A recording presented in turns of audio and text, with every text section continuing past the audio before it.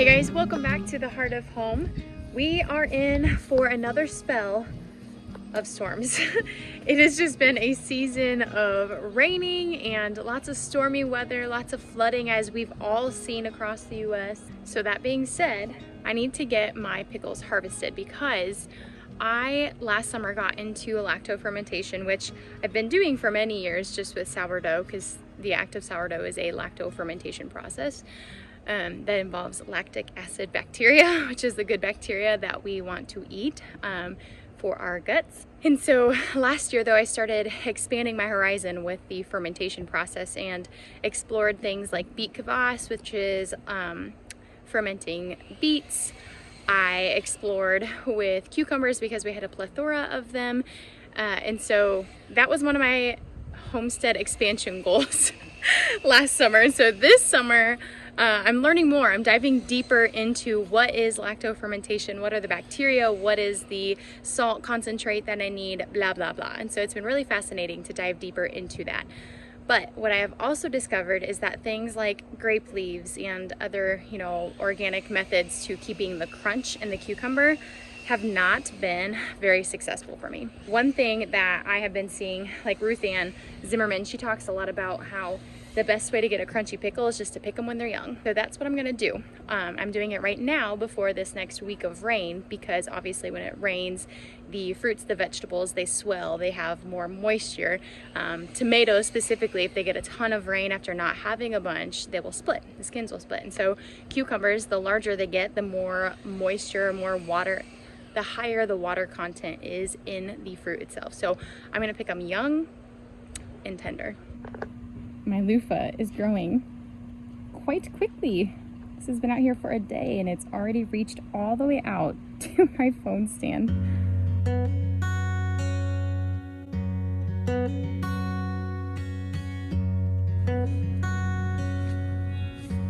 So the thing with fermenting is it freaks a lot of people out because yes, you are leaving food at room temperature, underwater, sometimes in a different, concoction of a brine, and it sits for days. And if this were any other food just sitting on the counter, we would all say don't eat it. The goal with fermentation is to basically outweigh the bad bacteria with the good bacteria. And a way that we do that is in our salt. So salt will ultimately, if this is how people preserve things thousands of years ago. They would completely cover them in salt, like meat and other produce and vegetables. They would completely cover them in salt, and in the end you're actually killing both good and bad bacteria. But with fermentation, they say that good bacteria, a safe place for good bacteria is to have at least 2 to 2.5% of salt compared to weight of what you are fermenting. And if you go to the store, you're probably going to see something closer to 5%, as well as with vinegar, just because it is being sold in a store and a lot of people would be responsible if you got sick. So, but you only need 2 to 2.5%. So today, as I fill this jar to ferment my first jar of fermented cucumbers of the 2025 season, I'm gonna be doing a 2.5% of salt. And I should say, because I know people are gonna be watching this that are not familiar with lacto fermentation or just fermentation in general, when you ferment food, yes, there is both good and there is both bad bacteria, but like I just said, we ferment it to the point where the good bacteria suppresses the bad bacteria, and that good bacteria is called lactic acid bacteria. It is the same bacteria that you find in sourdough discard. So if this lacto fermentation process of things like beets and pickles and radishes and all sorts of stuff, if it freaks you out but you enjoy sourdough, well, you are actually eating the exact thing that freaks you out. Yes, sourdough is cooked, so I understand it might be a little easier, but just keep that in mind, that the same bacteria that creates the good bacteria in the sourdough that you eat, and probably the reason why you convince yourself to eat it, is the same bacteria that is present in other lacto fermentations. And when I do, now these fermentations, I'm swatting away mosquitoes, it's getting to that time of night. When you do these fermentations, I use glass weights that I buy on Amazon. I'll have them linked below if this is something you are interested in doing. But you sterilize your glass jars. You don't want to use metal. You want to use, I've seen some people literally sterilize rocks and use them as weights.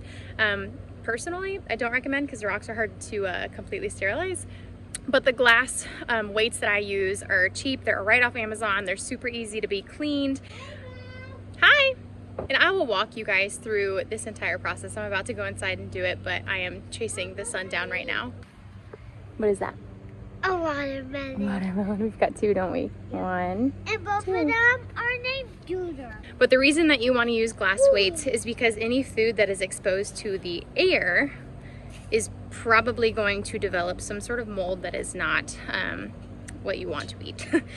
And so you want to create essentially an anaerobic environment, which means the water completely shuts out any of the oxygen that would create any opportunity for bad bacteria to develop. And so it's kind of funny, we are shooting for an anaerobic environment because as a worm farmer, you want an aerobic, nice and aerated environment. And so they're complete opposite things. And then just like you guys will see, I actually use a cheesecloth on top because you do have to have some sort of way for the gases to escape that are being created by this bacteria, because they're constantly going to be eating up the sugars that are in there, the food that's in there, and creating that fermentation process. And in that process, they release O2.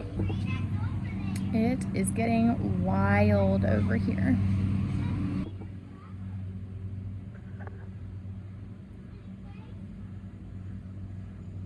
Well, it wasn't much of a harvest, but it is enough to fill a jar and to show you guys exactly what we are gonna do. Do you want me to record you? Climbing the tree. You want me to record you climbing the tree? Yeah. Okay. I suppose you could call this a brief intermission. I took everything inside as you just saw, and Silas said, "Oh, are you done recording? I wanted you to record me climbing the tree."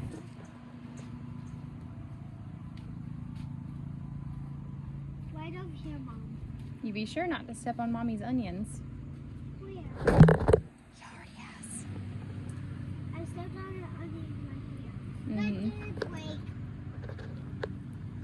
Okay. These mosquitoes are going crazy. We gotta do this quick. I have a game. It's called Be Careful. It's Okay. a tree. You might fall off. Okay, sounds like a great game. If I do this, when you say be careful. Mom, when I do that, you're supposed to say be careful. Oh, okay. Be careful. Whoa, whoa, whoa, whoa! Be careful. That's all I was gonna do. All right. That was a lot of work, huh? Bye, dude.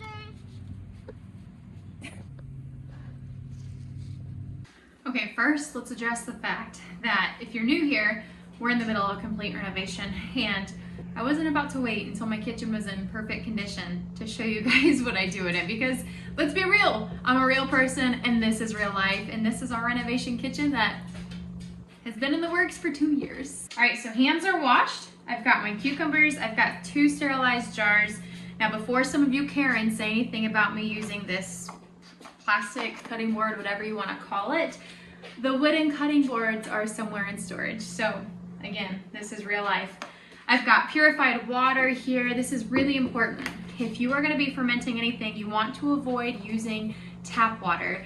The reason is because your cities, especially, they put chlorine and other components in water to kill off bacteria so that it is edible for us to drink. However, when you put that water into something with bacteria that you want to grow, it's going to kill it off. And so I have found some success with fermenting with tap water. However, do it at your own risk. Instead, I just buy gallons of water for us to consume anyways, so we always have them on hand. I've got my scale here that we'll get around to, but before we do anything else, I need to cut these cucumbers up into, I'm gonna keep them probably closer to 1/3 or 1/2 of an inch in size. The reason being is I don't want them too thin, or they'll get kind of flimsy too, is what I have learned. Now, if you want to do this with larger cucumbers, you absolutely can. I would recommend that you use something that has natural tannins, like a grape leaf. You can also use bay leaves. There's other things that you can buy from the store that are supposed to help preserve the crispiness of pickles. However, I am trying what Ruth Ann said, and that is to pick them when they're young, which, holy cow. Yeah, this one has like very little moisture content. It's literally like, I don't know if you can hear it. It's crunching as I cut it, so that's a great sign. I'd be surprised if I picked enough for 2 jars, but I am prepared for 2. You know, the one thing that I forgot was my weights, but I'll have to grab that as soon as I'm done preparing everything so that I don't have to worry about washing my hands again. Now, I usually let my ferment sit on the counter for around anywhere from like 4 to 5 weeks, depending on what it is. And I'll taste test it every now and then, because once the ferment gets to your liking in flavor and sourness, whatever, you just stick it in the fridge, just like anything else. Food, leftovers, sourdough, meat, everything slows down when it's cold. And so when you put the fermentation in the fridge, that fermentation process slows down, and it's gonna basically stay at whatever the flavor, the texture, you know, it's all gonna slow drastically when you put it in the fridge. But you can also leave it on your counter. Just know that the longer you leave it on your counter, the more fermented it is and the higher chance you have for the bad bacteria to start to develop and grow. Okay, I grabbed my weights. I also want to show you guys another method that I use to help the ferment aerate instead of using a cheesecloth. So first of all, these are the weights. They're literally just glass weights. They have a little handle part on top that make them easy to grab when you're done with your ferment. I just cleaned them with really, really hot soapy water. I've got 2 of them. Unfortunately, I just used all of my wide mouth weights, because there's wide mouth and then there's the narrow mouth, just like you have with mason jars. But I just used them on my sauerkraut that's fermenting over there, or my cabbage. And so I'm just gonna have to suffice with these and just make sure that the cucumbers stay below the surface. And then let me show you guys. This is one of my cabbage ferments, so sauerkraut. And you can see here I just used a cheesecloth on top and then just put the can ring around the top to hold that cheesecloth in place and to keep things from like gnats and flies getting in there. Yes, every now and I do have a weight in here as well. Every now and then, you know, the liquid will seep onto the towel like it just did a little bit because I just moved it. Totally fine. I haven't ran into any issues with that as long as these towels are freshly washed and sterilized. So last year, I did end up putting in peppercorns, fresh dill, garlic. You can season these however you'd like to. The most important thing is that you have that 2.5% of salt in there. I'm not doing that with these because 1, I don't have any garlic right now. 2, my dill is currently drying and I'd rather have it dried for future canning. Right now, I just want to get this first round of cucumbers fermenting. Before I get carried away, I need to weigh my cucumbers so I know my salt ratio. I'm going to be weighing everything in grams. I'm going to do this on a hard surface because I know if you do it on a soft surface, it can really mess with the weight. Okay, so we're going to equal that out so that it's at 0. I'm going to fill with my cucumbers. Now keep in mind, you don't want them to go all the way up to the top because you still have to add liquid and a weight.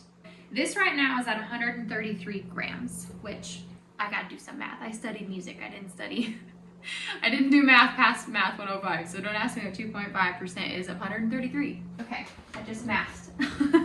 It is 3.36 grams. So I'm gonna zero this back out. I just used sea salt from Costco. Sea salt is the best thing that you can do that you probably already have in your kitchen somewhere. All right, we're shooting for 3.36 grams.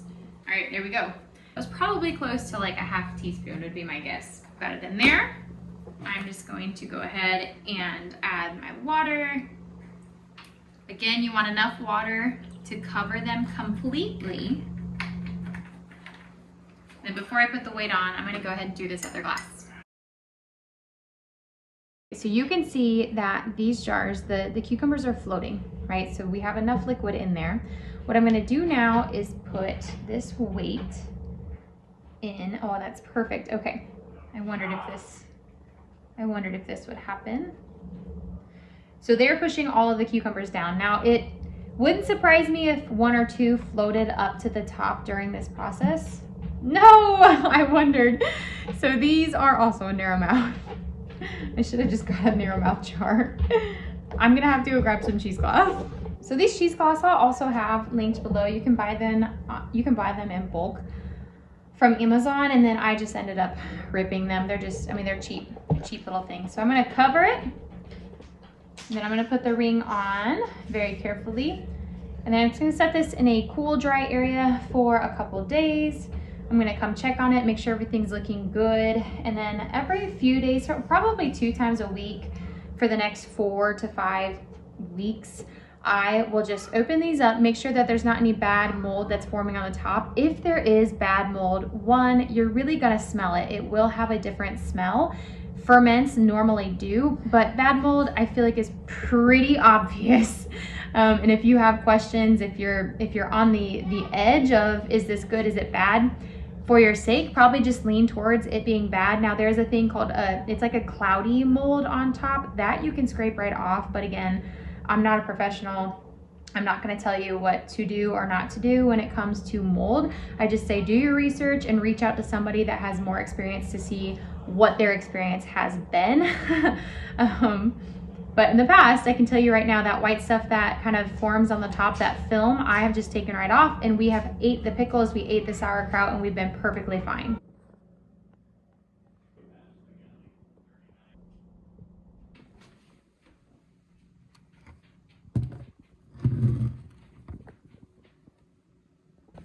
So that is it, you guys. Fermenting is so easy, and it's full of good bacteria for your tummies, for your gut, for all of it, the probiotics that you eat when you eat fermented food. I think they say to eat something fermented every single day. It's the best way to get good nutrients into your body without having to buy, you know, vitamins and synthetic whatever, yada, yada, yada. Just go ahead and learn how to ferment. Trust yourself, trust the process. Know that there's gonna be times that you fail. I've done it plenty of times, and I'm sure that I'm probably gonna fail again at some point. It's bound to happen. Any good student is gonna have lots of failures. So on that note, if you like to ferment, let me know in the comments below. What have you fermented? What should I try? Maybe there's something that you are curious about but a little scared to get started. I would love to venture into it. I think it is such a beautiful world of food that so many people are afraid to venture into. So why not do this together? Thank you guys for being here. I will see you all on the next video. See ya.